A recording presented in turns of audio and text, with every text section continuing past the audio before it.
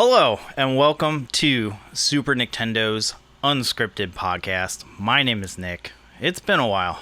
I originally intended to make this podcast as a weekly thing to kind of just like get myself into the content making mood and like jettison ideas that would bouncing in my head and make it into like a podcast that people could just kind of enjoy.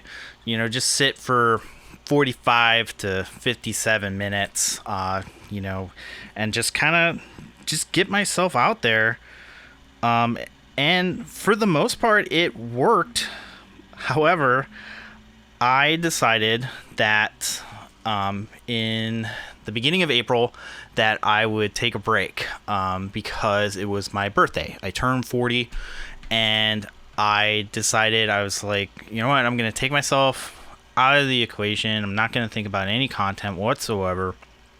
So that way I could celebrate my birthday, and like my wife's birthday is also in April. I have friends that have birthdays in April, and you know what? It was a really good time. However, like as time went on, like as the summer started, weather got warmer, I just didn't have the motivation to do content, even something as simple as sitting in front of the camera for an hour. I just kind of broke, really. Not necessarily that I had like an emotional breakdown or anything like that, but I think taking time off of content for that amount of time where I didn't think about any type of content. Usually I take time between videos to write and then like make the videos and everything, but this time I like took an absolute just break. Like I stopped doing YouTube, and like I didn't feel like I wanted to do it anymore. That's not necessarily that I want to quit YouTube, but it definitely took some time to reflect on why I wanted to do YouTube in the first place. And I think I'm in a much better spot because of that break. The podcast is still going to go on. I'm going to go on with that in a little bit, but I just kind of wanted to like say it up top that this channel is still going to have some content in it. It's just I took some time to really think about like what kind of content that I wanted to do. So with that out of the way, if you are new here, I do promise that I will start uploading content a little bit more frequently on this channel. So if you are new to the channel and you like podcasts and unscripted content related to gaming, stick around and hit that like button and subscribe. So over the past like 3 months, I think it was, I can't even remember like when the last time that I posted. Let me see here. I also changed up the setting here. So I decided that I'm going to sit at my desk instead of the chair. Mainly because when I was leaning back, like I didn't have like the energy that I wanted as part of the podcast that I was going for. I kind of wanted to have a more casual approach to it. And I do really think that I went a little bit too casual. So that's kind of like where I was at. So yeah, 2 months ago is when I made the last podcast video. So that was on, I wish it does, it was April 6th. So now it's July 4th, Independence Day. So yeah, roughly almost about 3 months since my last podcast. Especially when I edit this and like put it up here. So that out of the way, I'm a little rusty. Please give me some time to kind of get into that little groove here. I got to start again somewhere. But so basically what the podcast was for me to jettison ideas and like just get them out there and stuff, like show like weekly game pickups, go over like what video performance on my main channel Super Nickttendo was doing, and just kind of talking about any kind of other topics that I wanted to talk about. So with that out of the way, like I still reserve the right to kind of like change it up a little bit. Like I just I'm not really sure like how I really want to do it just yet. But that out of the way, let's just get started, and we'll go over what kind of game pickups that I've had over the past 3 months. So I still haven't really like picked up a lot of gaming stuff. It's one of those things where I have been really trying to reduce the amount of games that I'm adding to my collection, and also just get rid of them in general. So I'll go over that in a little bit, but I have been collecting the Atari Lynx. The Atari Lynx is a system that has become sort of like my favorite retro gaming handheld, and it has, it has a fascinating library, and like the fact that it didn't really sell well and it's still quirky and everything kind of is what appeals to me. So over the time, like I started out and I bought a Atari Lynx 2, and it cost me like $100 because I got it complete in the box and everything. I was like, oh, finally a Lynx. And then I just started, like, I got a second Lynx, and then I got I modded one of them, and then I got an Atari Lynx 1 because I was like, well, I want to see what that one is like. So I found that one out when I was out in Colorado for $100. But I was like, I kind of want the box too. I'm not really that big on collecting complete in box stuff. Not anymore. But, for a system that I really care about, I was like, you know what? I'll keep a lookout for it. And so I found one for less than $100 on eBay. And it came with like all these like cool little goodies. It came with like an Atari patch and like all these other things that were cool with it. And so now I have an Atari Lynx box. And one of my goals for collecting right now is to get a full Atari Lynx set. And this is something that I want to make a video on the main channel in a little bit. But basically, I've been going for a complete set, and it's actually pretty difficult to find Atari Lynx games, especially the ones that are harder to find. So Double Dragon is like one of the more rare ones because it came out like just as the Atari Lynx was folding, and so they made a reprint of it, but there was a there's still an original, and I wanted the original. And one of the things too is that I don't really care too much if it's complete in box or not. So if it's a full set, it's a full set. So I got, Double Dragon, but the one that I got recently was, it's called Super Asteroids and Breakout. It's another one of those rare ones. The label isn't in the best condition, but I paid $80 for it when I was out in Portland. So I was really happy to find that out, in Portland and everything. But yeah, so like I'm looking for a complete Atari Lynx set, and I'm trying not to just like buy everything off of eBay because, what's the fun in hunting for a complete set when you're only going on eBay? So I'm trying really hard to find stuff that's out in the wild. So the other things that I got was, it's right behind me here.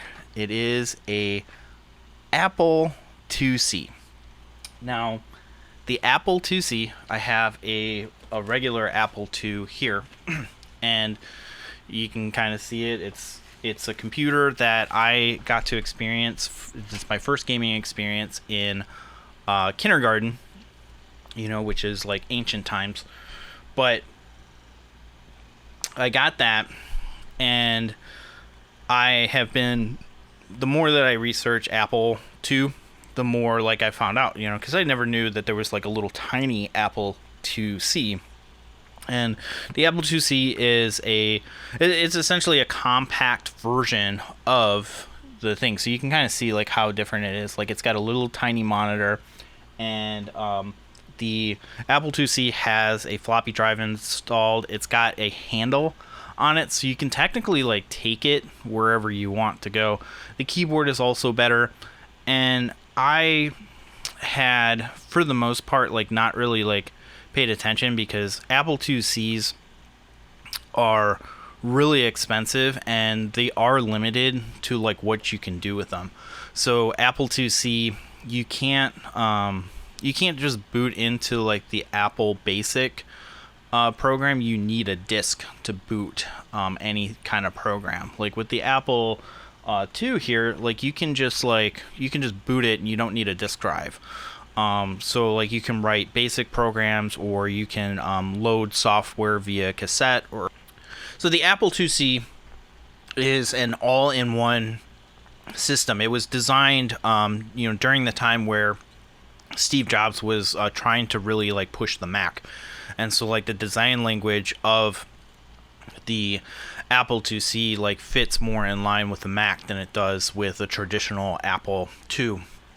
So I got it for like $80 because it didn't come with the monitor or the stand. Like there's like this little metal stand that it sits on, and like you can kind of see that it was like designed to make it look more elegant rather than a utilitarian like industrial machine. So I bought that, and I just like took a gamble on it because it didn't come with a power supply, and I found a power supply that somebody made like a modern one, and usually I try to go with modern if I can, because like older computers, like there's a lot of stuff that could go catastrophically wrong with them, and it could ruin the system. So even if it did come with an official power supply, I probably would have replaced it anyway. So that was like $20, and so it didn't come with the monitor. And so the monitor is a green phosphor monitor, and you can kind of see it's like really tiny. It's like 7 inches or something like that, I believe. So it's it's really tiny, but I wanted the monitor and the monitor stand, and like in typical Apple fashion, like everyone's like, oh, Apple's starting to sell stuff separately. Like, what are they doing? It's like they've always done this. The stand and the monitor were sold separately, and the stand is like a metal stand where you screw this monitor into it, and you can kind of tilt it and do whatever you want to it. But that cost me about $200 because it came in the box. And I don't really care about the box too much, but it really like annoyed me because they everybody who's selling the stand by itself is selling it for $200, and it's just the stand too. And like there's nothing really significant about the stand. It's just a stand. Like it's it is kind of ridiculous. Like the Apple IIc stuff, like vintage Apple in general, has been going for like a lot of money lately. So that's why like I haven't really been like going all in for it. But like also like they take up a lot of room. And in hindsight, I probably shouldn't have bought the Apple IIc, but just because like it was cheap enough, I decided to do that. But that's what I got for that. And then I got Legend of Zelda Tears of the Kingdom, and it's a really great game. However, I have sunk 100 hours into this game and I haven't beaten it yet, and I stopped playing it when I went to Portland in the beginning of June, and now I just haven't bothered to play it, which is a shame because like usually Legend of Zelda games, like I play all the way through and then like I just beat it. But I also recognize that when I'm playing these games, once I beat them, I don't have the desire to go back to any of these games. So and that happens with every game. It's not just Legend of Zelda, but like I kind of wanted to like string it along as long as possible because there's a lot of cool stuff in these games that they put in. And like I realized that when I played Breath of the Wild, I didn't really like go everywhere that there was possible to go. So I'm trying to like stretch it out as long as possible. But it's a good game, but all right, sorry about that. So Legend of Zelda, it doesn't really, like the Tears of the Kingdom and the Breath of the Wild formula, they don't feel like Zelda games. Like of course you got Link, you got Zelda, you got Ganon, you got the like you got all these like characters that are Zelda, but it's like I feel like that Zelda has gotten to this, like this is like what they've always wanted Zelda to be, if that makes sense. And so now that it's like they finally found like this formula, like this is going to be like every Zelda on its way out.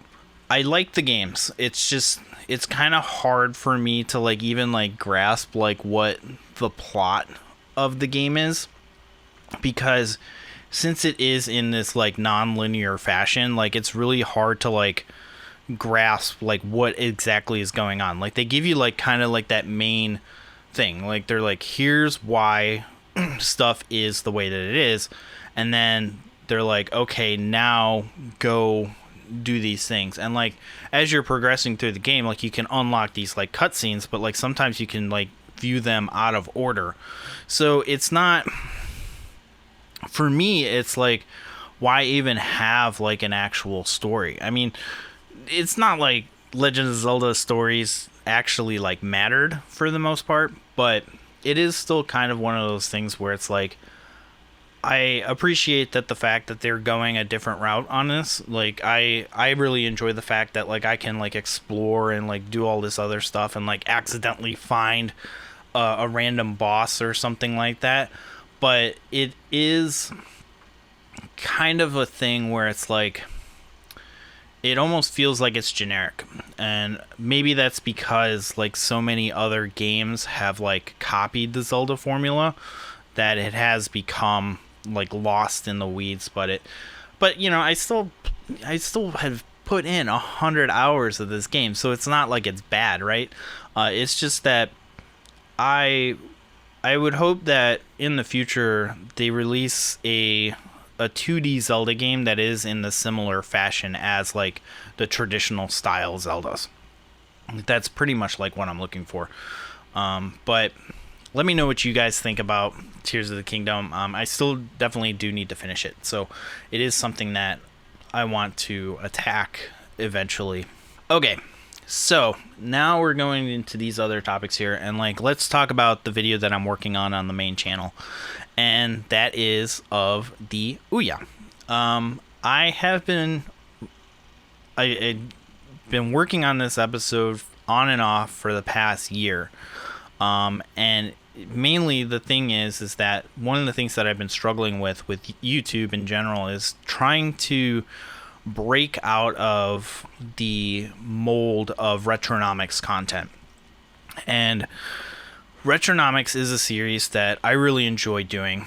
It is something though that gets stale really quick. Like I've gotten to the point where I've made the series so efficient that it feels like I'm doing work. And that's not something that I really want to do for the channel, in a sense where I want to get like just sick of making content.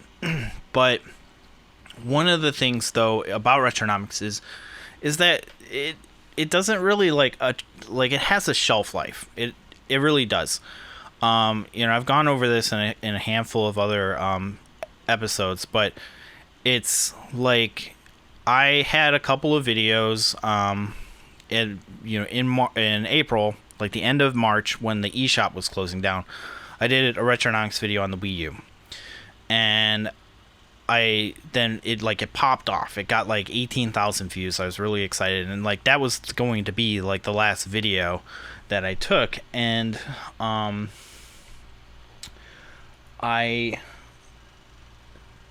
so many people were like, hey, you should do a video about the 3DS. And I was like, well, since this video like really popped off, like I might as well.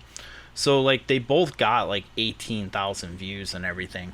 And the thing about it though is that like it just kind of like just flatlined. It like plateaued, and now it gets like maybe in like the past like week it's got 71 views for the Wii U one, and then like the past month 253 views. So that kind of goes to show you, even like the more popular 3DS video, which it gives me a lot of subscribers, right? But like the 3DS video got 100 views in the past 7 days and 500 in the past month. So it's when you do that, when you do these videos and stuff, you get that spike of views, and then it just kind of trickles down where you're just like barely getting any views. Like the channel becomes unsustainable if I'm just doing this as a hobby. Like that's kind of like the issue, is that I have a full-time job. These Retronomics episodes, they do take time to produce, and they take time to write. And if I really like hustled, like if I did this full time, I could pull one out once every week. So just the problem is that again, like these take some time, and like also like I want to make sure that like I don't do this as like a series that I just have to do. So that's why I've been doing like that's why I've been doing like evergreen content, and like I've been doing like buyer's guides and everything. And what was really disappointing is that I took that break, and then I followed it up. I came back with a Dreamcast Retronomics video, because I was like, okay, I'm going to shift gears away from Nintendo. I've done like 3 Nintendo Retronomics videos right in a row, like GameCube, Wii U, and then the 3DS, and then I did the Sega one. And the Sega one, it reinforces my idea that the Retronomics videos have a shelf life. Like it's that initial like 72-hour spike, and then it kind of just like falls off, which indicates to me that only the people who are subscribed for Retronomics are really seeing these videos, which isn't bad. Like I'm very flattered that people even like watch my stuff regardless of like what the views are, but I also want to have that idea that like these videos are worth my time to make. And so that's why I've been doing the evergreen content, and I've been doing the pricing guides. But one thing that I've been wanting to do is like an essay video about the Ouya.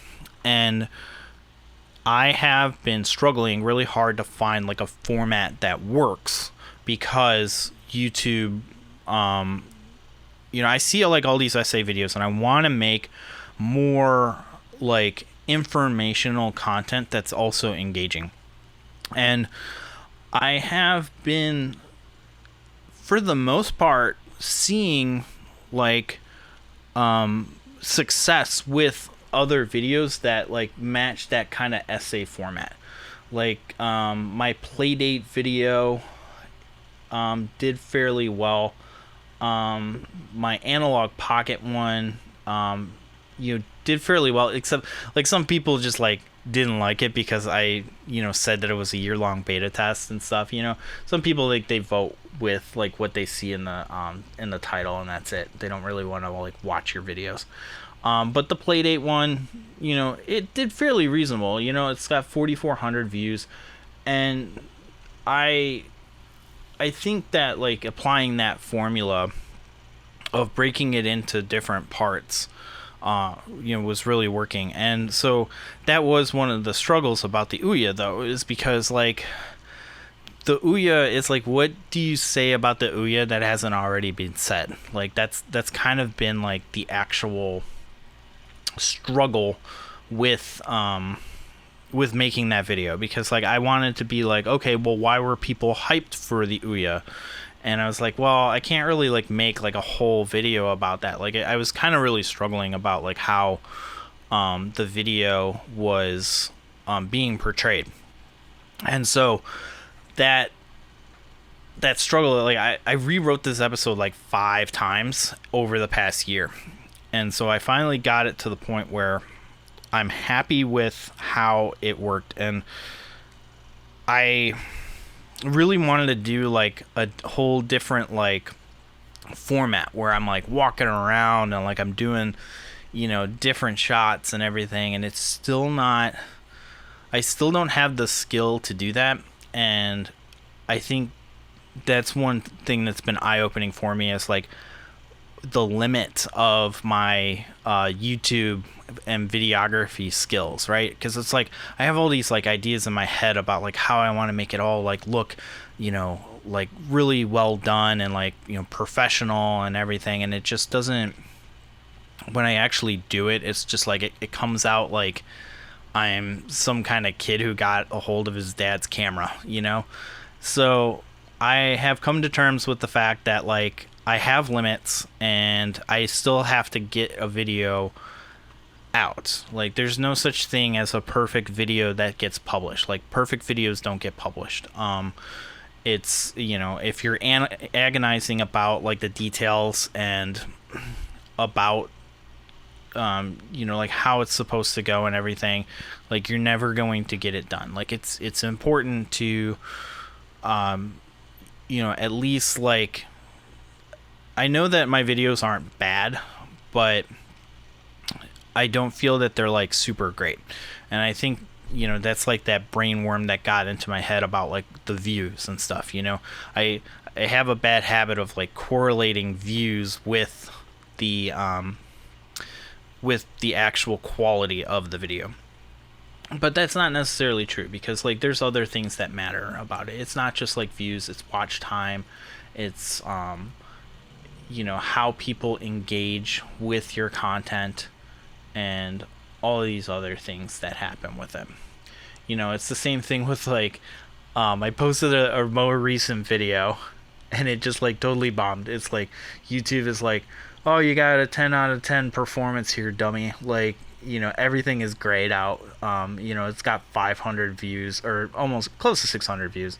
But, you know, it was a video that I wanted to like make because, you know, that's the other thing that I want to do is like I want to sell my games, not all of them, but I definitely want to I want to make enough money to buy a new computer, and I could either take out more credit card debt or I could pay cash for it. And in order to pay cash for it, like I want to get it fairly soon too. So I got together like almost $5,000 worth of games that I want to sell. I'm going to sell them at a game convention. It's going to be happening on Saturday in LaGrange, Illinois. It's called the video game. What is it called? It's called the Video Game Summit, and it's in LaGrange, and I bought a booth, and so I am definitely like going to hopefully sell enough of it. I don't expect to sell everything, but I definitely want to sell enough where I can get like really close to having that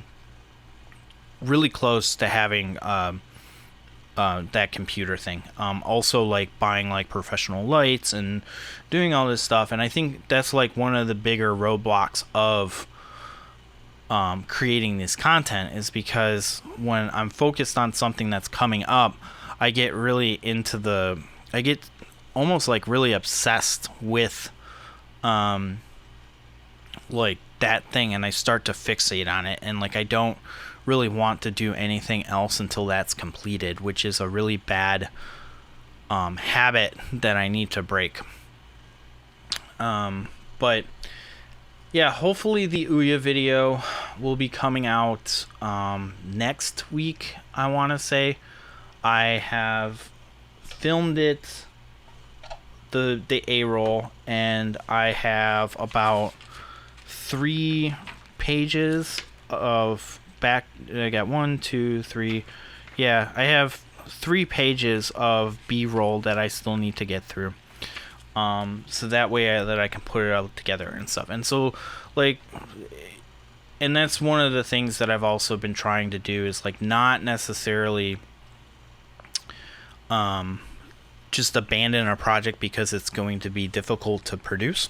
But also, like, I understand that sometimes you do run into a block, and that's what the podcast was for. And so now that I'm, like, struggling with this content and stuff like that, I can switch to the podcast.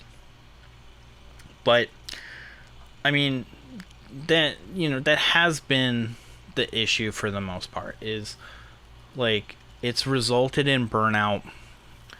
I have like really just struggled to like make the content that I want to make. And I almost just decided to give myself like a timeline of like channel performance and then just call it quits. And I don't like quitting to the most part, but at the same time though, like it is one of those things where like I will give myself a timeline to decide if this is really what I want to do. Which kind of like brings me into the next subject, which is like rebooting this channel. So this channel used to be called, originally when I created it, it was called Local Pixels, and it was designed as a channel that was going to focus on Chicago's contribution to video games, because I am from Chicago. My logo is based off of Chicago. I love Chicago. And when I introduced that series on the main Super Nintendo channel, it really didn't gain a lot of traction. And I think like the straw that broke the camel's back was when I posted an interview with Steve Downs, who is he's the voice of Master Chief, and it bombed so catastrophically. You know, like the selling my video game thing is like 600 views, and I'm like, I consider that a failure. This only got like 40 views total, and it was really just like a slap in the face to like, it was like a wake up call, and it was like, okay, maybe I shouldn't be putting the content on this channel because of the analytics. Like there's clearly not an audience that wants to watch this stuff.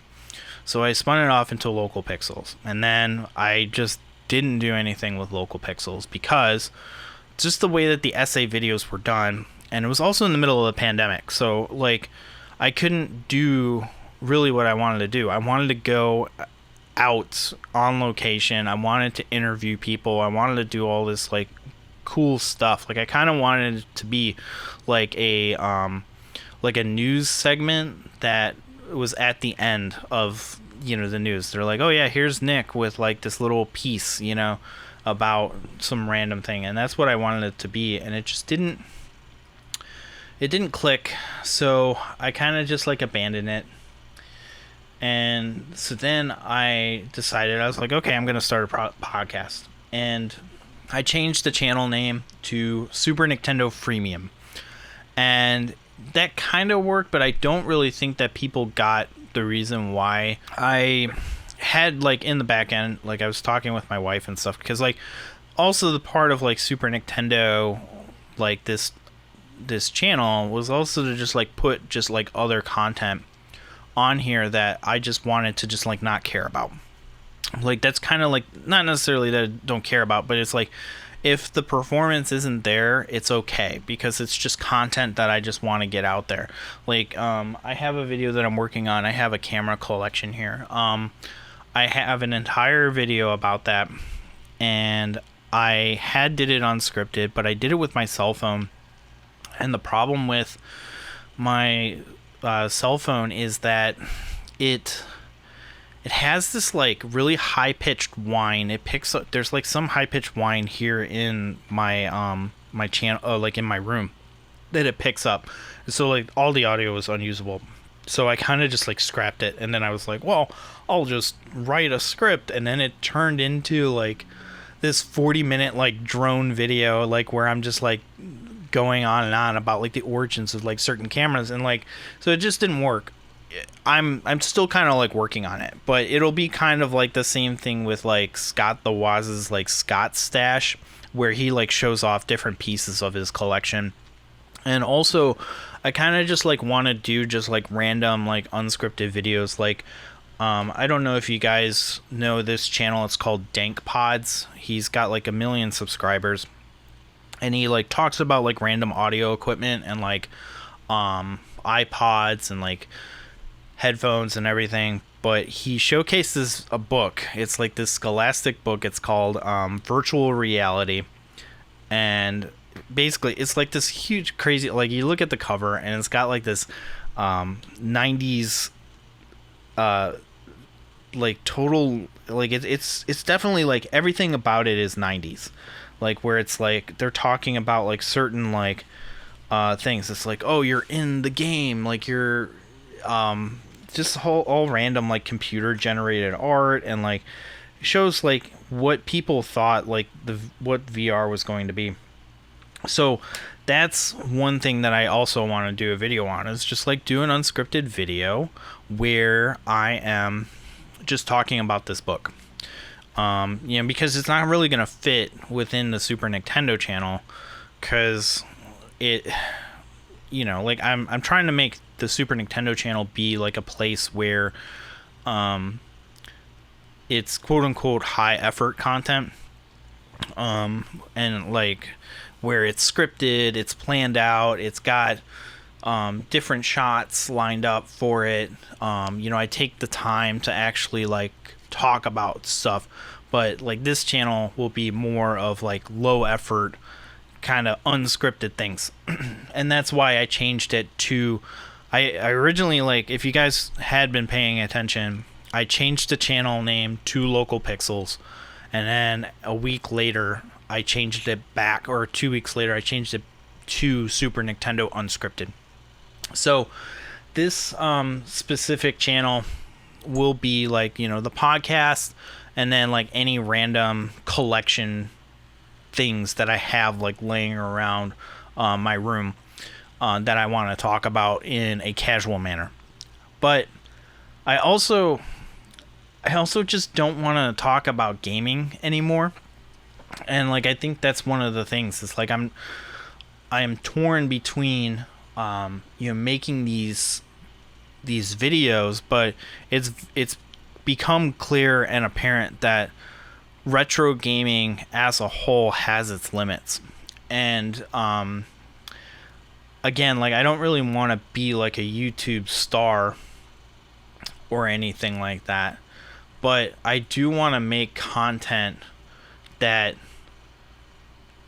builds my skills and my just makes it an enjoyable hobby. And part of YouTube being a hobby is that you need to have I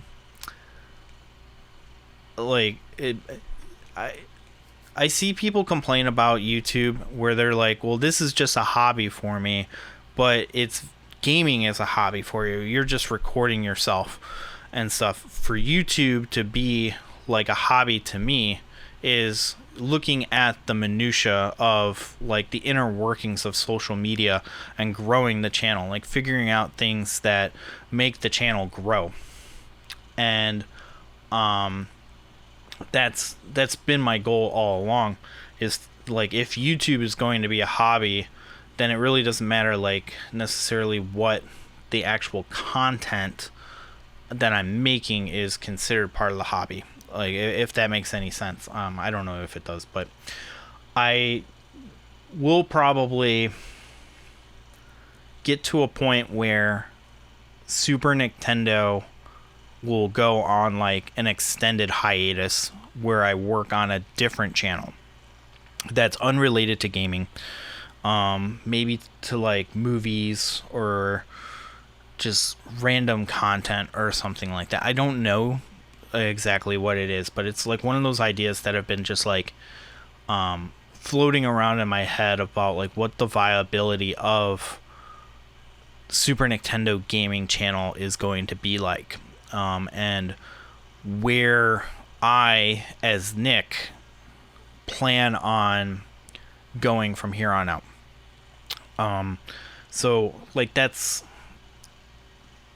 really like how I hope that like that brings like a little bit of insight of like the inner workings of like making a YouTube channel that isn't like massively successful. But you know, again, like that hasn't necessarily been my intention.